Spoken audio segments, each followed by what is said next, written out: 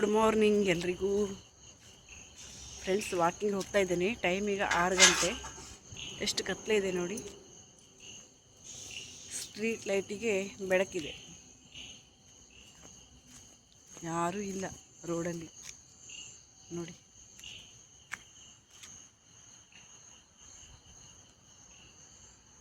ಯಾರ ಮನೇಲೂ ಸದ್ದಿಲ್ಲ. ನಾನು ಒಬ್ಬಳೇ ಬೇಗ ಬೇಗ ವಾಕಿಂಗ್ ಹೋಗಿ ಬರ್ತೇನೆ.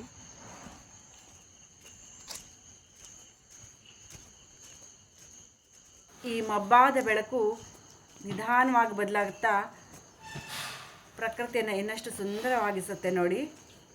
ನಾವು ಪ್ರತಿದಿನ ಬೆಳಿಗ್ಗೆ ತಕ್ಷಣ ಮನೆ ಕೆಲಸಗಳಲ್ಲಿ ಬ್ಯುಸಿಯಾಗಿಬಿಡ್ತೇವೆ.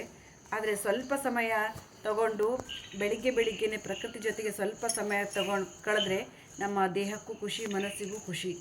ಎಂತಹ ಚೆಂದಾಗಿರುವ ವಾತಾವರಣ ನೋಡಿ. ಇನ್ನು ತಂಪಾದ ಗಾಳಿ, ಸುತ್ತಮುತ್ತಲಿನ ಮೌನ, ದೂರದಲ್ಲಿ ಕೇಳಿಸುವಂಥ ಹಕ್ಕಿಗಳ ಚಿಲಿಪಿಲಿ, ಇವೆಲ್ಲ ನಮ್ಮ ಮನಸ್ಸಿಗೆ ನೆಮ್ಮದಿಯನ್ನು ಕೊಡುತ್ತದೆ.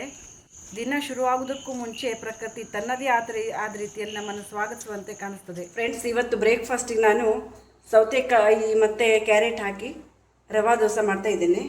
ತುರ್ಕೊಂಡು ಇಟ್ಕೊಂಡಿದ್ದೇನೆ ಕ್ಯಾರೆಟ್ ಮತ್ತು ಸೌತೆಕಾಯಿ. ರವಾ ಕೂಡ ನೆನೆಸಿಟ್ಕೊಂಡಿದ್ದೆ. ಒಂದು 15 ನಿಮಿಷ ಆಯಿತು. ಅದಕ್ಕೆ ಆ್ಯಡ್ ಮಾಡ್ತೇನೆ ಈಗ. ತುಂಬ ಸೂಪರಾಗಿರುತ್ತೆ. ಹೆಲ್ದಿ ಕೂಡ ಹಾಗೆ. ಟೇಸ್ಟಿ ಹೌದು, ಹೆಲ್ದಿನೂ ಹೌದು. ಸೊ ಸೌತೆಕಾಯಿ ದೋಸೆ ಮಿಕ್ಸ್ ಮಾಡೋಣ ಈಗ ಚೆನ್ನಾಗಿ.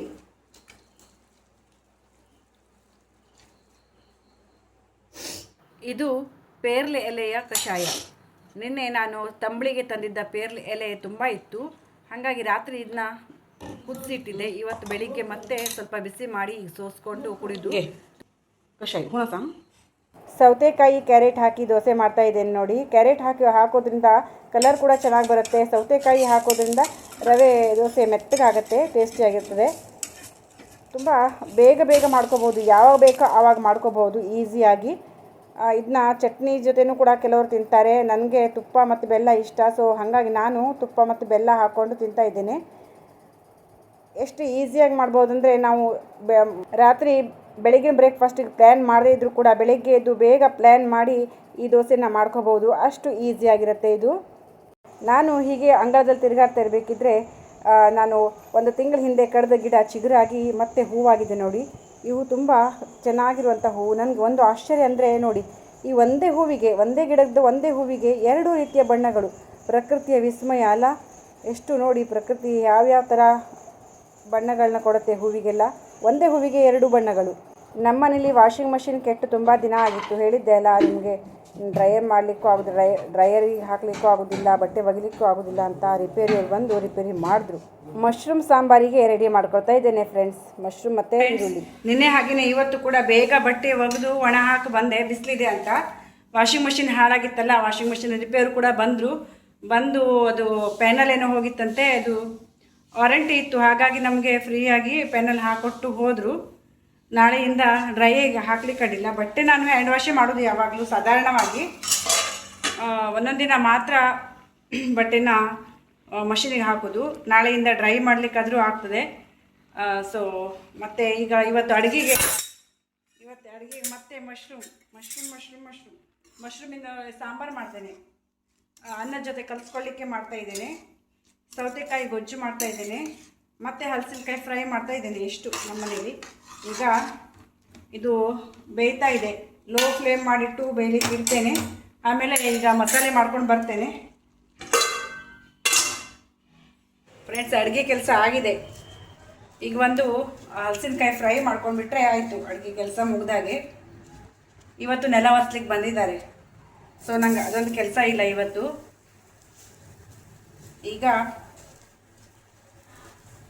ಹಲಸಿನಕಾಯಿ ಫ್ರೈ ಮಾಡೋದು, ಸ್ನಾನ ಮಾಡ್ಕೊಂಡು ಬಂದು ಊಟ ಮಾಡೋದು, ಅಷ್ಟೇ ಕೆಲಸ. ಅಮೆಝಾನ್ನಲ್ಲಿ ಒಂದು ಆರ್ಡರ್ ಹಾಕಿದೆ. ಒಂದು ನನಗೆ ಇಂಪಾರ್ಟೆಂಟಾಗಿ ಬೇಕಾಗಿರುವಂಥದ್ದು. ನೋಡಿ, ಗೆಸ್ ಮಾಡಿ ಏನಿರಬಹುದು ಅಂತ. ನಾಳೆ ವ್ಲಾಗಲ್ಲಿ ಹೇಳ್ತೇನೆ ಏನಂತ. ರುಚಿಕರವಾದ ಊಟ ನೋಡಿ. ಮಶ್ರೂಮ್ ಸಾಂಬಾರು, ಸೌತೆಕಾಯಿ ಗೊಜ್ಜು, ಬೇರೆ ಹಲಸಿನಕಾಯಿ ಫ್ರೈ. ಊಟ ಆಯಿತು. ಈಗ ಪಾತ್ರೆ ತೊಳಿಬೇಕು. ಪಾತ್ರೆ ತೊಳೆದು ಆಮೇಲೆ ಸ್ವಲ್ಪ ಹೊತ್ತು ರೆಸ್ಟ್ ಮಾಡೋದು. ಹೀಗೆ ದಿನಾ ರೂಟೀನ್ ಇದೇ ಥರ. ಅಡುಗೆ ಮಾಡೋದು, ಕೆಲಸ ಮಾಡೋದು, ಊಟ ಮಾಡೋದು, ಮಲ್ಕೊಳ್ಳೋದು, ಇದೆ ಒಂಥರ ಬೇಜಾರಲ್ಲ. ಊಟ ಮುಗಿಸಿ ಪಾತ್ರೆಗಳನ್ನೆಲ್ಲ ತೊಳ್ಕೊಂಡು ಹೊರಗಡೆ ಬಂದೆ. ಸ್ವಲ್ಪ ಹೊತ್ತು ಅಂಗಳದಲ್ಲಿ ತಿರುಗಾಡೋಣ ಅಂತ ಬಂದಾಗ ಖುಷಿ ಆಯಿತು ನನಗೆ. ಯಾಕಂದರೆ ತಂಪಾದ ಗಾಳಿ ಬೀಸ್ತಾ ಇತ್ತು. ಮಳೆ ಇಲ್ಲ, ಮೋಡ ಇಲ್ಲ, ಬಿಸಿಲಿಲ್ಲ, ಗಾಳಿ ಮಾತ್ರ ಸಖತ್ತಾಗಿತ್ತು. ಇಂತಹ ವಾತಾವರಣ ಎಷ್ಟು ಚೆಂದ ಅಲ್ಲ. ಈ ರೀತಿ ಊಟ ಆದಮೇಲೆ ಒಂದು 2 ರೌಂಡು ಅಂಗಳದಲ್ಲಿ ತಿರುಗಾಡಿದ್ರೆ ಸಮಾಧಾನ ಅನಿಸ್ತದೆ. ಆಮೇಲೆ ಹೋಗಿ ಈಗ ರೆಸ್ಟ್ ಮಾಡಿದರೆ ಆಯಿತು. ನಾವು ಅರ್ಜೆಂಟಲ್ಲಿ ಒಂದು ಕಡೆ ಹೋಗ್ತಾ ಇದ್ದೀವಿ. ನಮ್ಮ ಅಣ್ಣಗ ಸ್ಕೂಲಿಂದ ಬಂದ ತಕ್ಷಣ ಅವಳು ತಿಂಡಿನೂ ತಿನ್ನಲಿಲ್ಲ, ರೆಡಿಯಾಗಿ ಈಗ ಹೋಗ್ತಾ ಇದ್ದೀವಿ. ಎಲ್ಲಿಗಂತ ಹೋಗಿ ಬಂದಮೇಲೆ ಹೇಳ್ತೇನೆ. ಬಿಗಿಯೋ ಎಷ್ಟು ಟೈಮ್ ಈಗ 8 ಗಂಟೆ ಆಯಿತು. ನಾವು ಕುಮಟಾ ಯಾಕೆ ಹೋಗಿದ್ದೀವಿ ಅಂದರೆ ಹೇಳ್ತೇನೆ. ನಮ್ಮ ಮನಗಂಗೆ ಸ್ಪೀಚ್ ಕಾಂಪಿಟಿಷನ್ ಇತ್ತು ಸ್ಕೂಲಲ್ಲಿ, ಕೊಂಕಣಿ ಸ್ಪೀಚು. ಸೊ ಹಾಗಾಗಿ ಅಲ್ಲಿ ಇವತ್ತು ಪ್ರೈಸ್ ಕೊಡೋದಿತ್ತಂತೆ. ಸೊ ಹಾಗಾಗಿ ನಮಗೆ ಲಾಸ್ಟ್ ಮೂಮೆಂಟಲ್ಲಿ ಗೊತ್ತಾಯ್ತು. ಅಂದರೆ ಇವತ್ತು ಅನಾಗ ಸ್ಕೂಲಿಂದ ಬಂದ ತಕ್ಷಣ ಹೇಳಿದ್ಲು, ಇವತ್ತು ಅಲ್ಲಿ ಪ್ರೋಗ್ರಾಮ್ ಇದೆ, ಕೊಂಕಣಿ ಪ್ರೋಗ್ರಾಮ್, ಮಾನ್ಯತಾ ದಿನ ಅಲ್ಲ ಇವತ್ತು. ಸೊ ಪ್ರೋಗ್ರಾಮ್ ಇದೆ, ಅಲ್ಲಿ ಹೋಗಿ ಪ್ರೈಸ್ ಕಲೆಕ್ಟ್ ಮಾಡ್ಕೋಬೇಕು ಬಾ ಅಂತ ಹೇಳಿದ್ದಾರೆ ಅಂತ. ಸೊ ಅವಳು ಬಂದ ತಕ್ಷಣ ತಿಂಡಿನೂ ತಿಂದಿಲ್ಲ, ಬೇಗ ರೆಡಿಯಾಗಿ ನಾವು ಹೋದ್ವಿ. ಇವತ್ತು ಅದೇ ಪ್ರೋಗ್ರಾಮಲ್ಲಿ ಮಕ್ಕಳ ಡ್ಯಾನ್ಸು, ನಾಟಕ ಎಲ್ಲ ಇತ್ತು. ನಾವು ಅದನ್ನೆಲ್ಲ ನೋಡಲಿಕ್ಕೆ ಕೂತ್ಕೊಳ್ಳಿಲ್ಲ. ಯಾಕಂದರೆ ನಮಗೆ ವಾಪಸ್ ಮನೆಗೆ ಬರಬೇಕಲ್ಲ. ಅದೇ ಊರಿನವ್ರ ಜನ ಆದರೆ ಅಡ್ಡಿಲ್ಲ, ನಾವು ಬೇರೆ ಊರಿಗೆ ಬರೋದು. ಸೊ ನಮಗೆ ಬಸ್ಸಿಗೆಲ್ಲ ಪ್ರಾಬ್ಲಮ್ ಆಗತ್ತೆ ಅಂತ ಹೇಳಿ ನಾವು ಬಂದ್ವಿ. ಅಲ್ಲಿನ ಕಾರ್ಯಕ್ರಮ ಹೇಗಾಯಿತು ಅಂತ ಒಂದು ಸ್ವಲ್ಪ ನಿಮಗೆ ತೋರಿಸ್ತಾ ಇದ್ದೀನಿ, ಅಷ್ಟೇ ನೋಡಿ.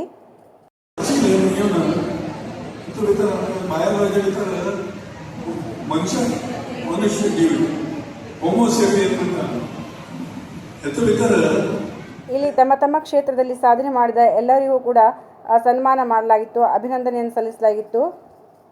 ಯಾರೇ ಯಾವುದೇ ಸಾಧನೆ ಮಾಡಲಿ ಅವರನ್ನು ಈ ರೀತಿ ಸಭೆಗೆ ಕರೆತಂದು ಸನ್ಮಾನ ಮಾಡಿದರೆ ಇನ್ನೂ ಹೆಚ್ಚಿನ ಪ್ರಗತಿಯನ್ನು ಸಾಧಿಸಲಿಕ್ಕೆ ಅವರಿಗೆ ಸಪೋರ್ಟ್ ಮಾಡ್ದಂಗೆ ಆಗುತ್ತೆ ಅಲ್ಲ ಫ್ರೆಂಡ್ಸ್.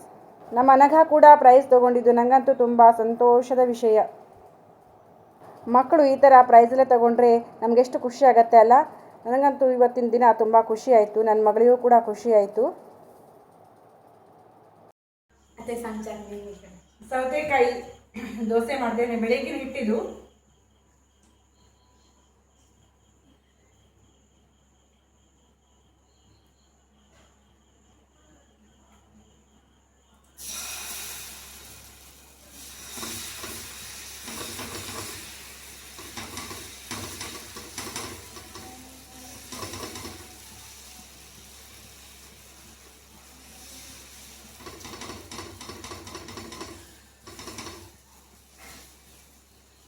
ಸೌತೆಕಾಯಿ ದೋಸೆ ರೆಡಿ ಆಗಿದೆ ನೋಡಿ. ಈಗ ದೋಸೆ ತಿನ್ನೋದು. ಇವತ್ತು ಲೇಟ್ ಆಗೋಯ್ತು, 8:30 ಆಗೋಯ್ತು ನನ್ನ ತಿಂಡಿ ತಿನ್ನಲಿಕ್ಕೆ. ನಾನು ಅಲ್ಲಿಂದ ಕುಮಟಾ ಹೋಗಿ ಎಲ್ಲ ಮಾಡಿದ್ನಲ್ಲ. ಸೊ ಲೇಟ್ ಆಗೋಯ್ತು, ಭಜನೆ ಎಲ್ಲ ಮಾಡಿ, ಹಂಗಾಗಿ ಲೇಟ್ ಆಯಿತು. ಎಲ್ಲರೂ ಊಟ ಮಾಡಿಕೊಂಡು ಹೋದರು. ಈಗ ಪಾತ್ರೆ ತೊಳೆಯೋ ಡ್ಯೂಟಿ ನಂದು. ನನಗೆ ಈ ಪಾತ್ರೆ ತೊಳೆದೊಂದು ಕೆಲಸ ಅಂತ ಅನ್ಸೋದಿಲ್ಲ. ಯಾಕಂದರೆ ಇದೆಲ್ಲ ನೀಟಾಗಿ ತೊಳೆದು ಕಿಚನ್ ಕಟ್ಟನ್ನೆಲ್ಲ ಒರೆಸಿ ಮತ್ತು ನಾಳೆ ದಿನವನ್ನು ಸ್ವಾಗತಿಸುವ ಒಂದು ಸುಂದರ ಕ್ಷಣ ಅಂತ ಅನಿಸುತ್ತೆ. ಇಲ್ಲಾಂದರೆ ನಾಳೆ ದಿನ ಫ್ರೆಶ್ ಫೀಲ್ ಅನ್ಸೋದೇ ಇಲ್ಲ. ಬೆಳಿಗ್ಗೆ ಎದ್ದ ತಕ್ಷಣ ಕಿಚನ್ ನೋಡಿದ್ರೆ ಎಲ್ಲ ಕ್ಲೀನಾಗಿದ್ದರೆ ಮತ್ತೆ ಬೆಳಗ್ಗಿನ ಉತ್ಸಾಹದಿಂದ ಕೆಲಸ ಮಾಡಲಿಕ್ಕೆ ಆಗತ್ತೆ ಅನ್ನೋದು ನನ್ನ ಅಭಿಪ್ರಾಯ. ನಿಮ್ಗೆ ಹೇಗನ್ಸುತ್ತೆ ಕಮೆಂಟ್ ಮಾಡಿ. ಇಡೀ ಕೆಲಸ ಮಾಡಿ, ಅಡುಗೆ ಮಾಡಿ ಎಲ್ಲ ಆದ ನಂತರ ಇವತ್ತಿನ ದಿನ ಚೆನ್ನಾಗಿ ಆಯ್ತಲ್ಲ ಅನ್ನೋ ಒಂದು ತೃಪ್ತಿ ಭಾವನೆ ಬರುತ್ತೆ. ಆರಾಮಾಗಿ ಮಲ್ಕೊಳ್ಬಹುದು. ಎಲ್ಲ ಕೆಲಸ ಮುಗಿದು ಕಿಚನ್ ಕಟ್ಟೆ ಎಲ್ಲ ಒರೆಸ್ಕೊಂಡಿದ್ದಾಯಿತು. ನಾಳೆ ವರಮಹಾಲಕ್ಷ್ಮಿ ಹಬ್ಬ. ಎಲ್ರಿಗೂ ವರಮಹಾಲಕ್ಷ್ಮಿ ಹಬ್ಬದ ಶುಭಾಶಯಗಳು ಅಡ್ವಾನ್ಸ್ ಆಗಿ. ನಾಳೆ ಸಿಗೋಣ, ಬಾಯ್.